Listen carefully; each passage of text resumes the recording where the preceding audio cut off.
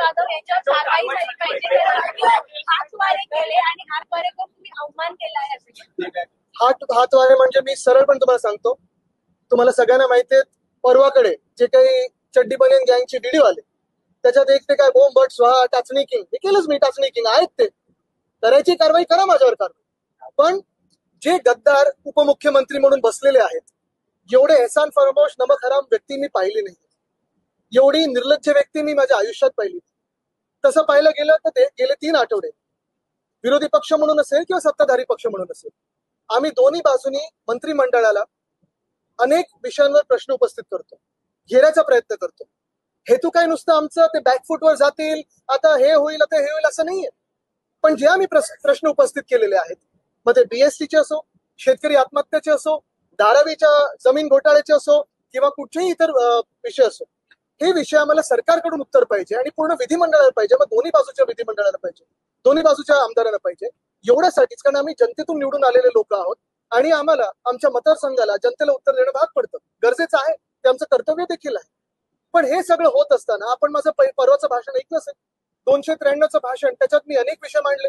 मग धारावीत होणारा जगातला सर्वात मोठा जमीन घोटाळा असेल, बीएसटी कशी हे संपत चाललेले आहेत, शिक्षण कसं यांनी वाट लावून ठेवलेली आहे, आरोग्य खात्याचं कसं यांनी वाटोळं करून ठेवलेलं आहे, अनेक विषय जे मी मांडले त्याच्यावर आज जे काही मी समोरून उत्तर ऐकत होतो नगरविकास खातं ज्यांच्याकडे आहे, आणि म्हणून मी ऐकलंच नाही.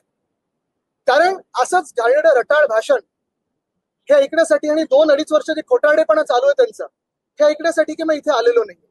उत्तर आम्हाला पाहिजे होती. बरं, राईट टू रिप्लाय साठी गेलो तेव्हा समोरून आरडाओरडा सुरू झाला आणि मग जे आहेत त्यांना तोंडावर बोललो की तुम्ही गद्दार आहात, सुरतेला पळून गेला होतात, डरपोक आहात, पैशासाठी पळून गेला होतात. तसं पाहायला गेलं तर राईट ऑफ रिप्लाय दिला असतं तर मी विचारलं असतं, मुंबई पुणे मिसिंग लिंक मध्ये एवढं कॉस्ट एस्केलेशन का झालंय, डिले का झालंय? नॉर्थ बाउंड जो कोस्टल रोड आहे त्याच्यात तुम्ही किती वेळा कॉन्ट्रॅक्टर बदलले, 6,500 कोटीचं काय एस्केलेशन केलेलं आहे? कोस्टल रोड ज्या मिनिटाला आमचं सरकार पडलं किंवा पाडलं या निर्लज्जांनी, तेव्हा देखील तुम्ही एस्केलेशन केलं. जिथे जिथे भ्रष्टनाथ निंदेने हात घातलेला आहे, मग ते रस्ते असतील कुठेही असेल, सगळीकडे यांनी पैसे काढण्याचं काम केलेलं आहे, बाकी काही केलं नाही. पण एवढं सगळं होऊनही मी का बोललो एहसान फरामोश आणि नमक हराम? कारण ज्या व्यक्तीने, म्हणजे उद्धव बाळासाहेब ठाकरे या व्यक्तीने, ह्यांना कुठेही यांचा चेहरा कोणालाही माहिती नसताना, हे ठीक आहे त्यांनी ते पिक्चर बनवले, ते सगळं खोटारडेपणा आहे, यांचा एक सुद्धा त्याच्यात काही सत्य नाहीये. पण कुठेही कोणाला माहिती नसताना उद्धव साहेबांनी यांना असं वरती आणलं, आमदारकी पहिली दिली, त्याच्यानंतर मंत्रीपद दिलं, सलग 2014 मध्ये दिलं. कुठच्याही मुख्यमंत्र्यांनी आतापर्यंत नगरविकास खातं उद्धव साहेबांपर्यंत ज्यांनी सोडलं नव्हतं तसं नगरविकास खातं दिलं. मग नंतर यांनी आमचंच सरकार पाडलं. नगरविकास खात्यात असेल किंवा समृद्धीमध्ये असेल, जे काही घोटाळा केला, ईडी यांच्या घरापर्यंत पोहोचली म्हणून यांना पळून जायला लागलं सुरतला, वॉशिंग मशीन मध्ये ह्यांनी उडी मारली. आरोप करताना उद्धव साहेबांवर असेल किंवा आमच्या पक्षावर असेल, थोडी तरी लाज बाळगा.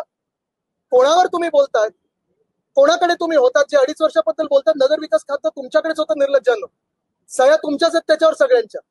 आणि मग असं सगळं करून तुम्हाला एवढी कणभर पण लाज नाही? काय संस्कार असतील तुमच्या आई वडिलांचे तुमच्यावर, की ज्यांनी तुम्हाला घडवलं, उद्धव साहेबांनी तुम्हाला घडवलं, राजकीय ओळख असेल, सामाजिक ओळख असेल, तिकीटं दिली, मंत्रिपदं दिली, त्यांच्यावर तुम्ही अशी बोलण्याची लाज ठेवता? काय घरात संस्कार झाले असतील तुमच्यावर आणि तुमचे मग जे काही आजूबाजूचे असतील त्यांच्यावर?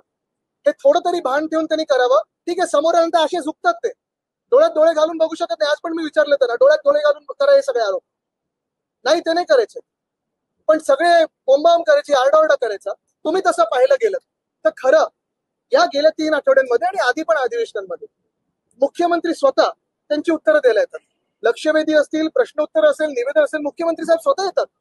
मग ह्यांना काय अडतंय? का नाही आमदारांना उत्तर देऊ शकत त्यांच्या खात्यावर? आणि रिप्लाय जर द्यायचं असेल तर आम्ही विचारलेल्या प्रश्नांवर द्या, स्वतःचं रटाळ भाषण करू नका.